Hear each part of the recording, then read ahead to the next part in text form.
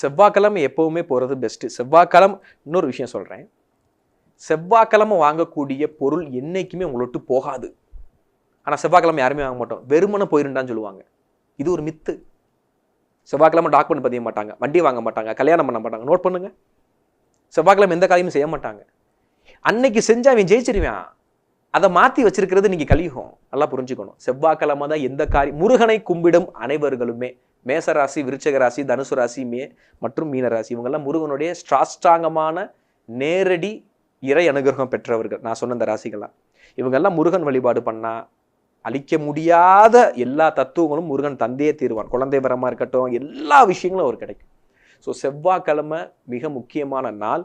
எல்லாரும் செவ்வாய்க்கிழமை வாங்குவது சால சிறந்து. எஸ்பெஷலி நான் சொன்ன இந்த ராசி. ஆனால் ஜாதகம் பார்த்துட்டு செவ்வாய்க்கிழமை உங்களுக்கு உகந்ததான்னு பார்த்துட்டு செய்கிறது நல்லது. ஆனால் முருகன் அவதரித்தது, முருகனுடைய தத்துவம் செவ்வாயே.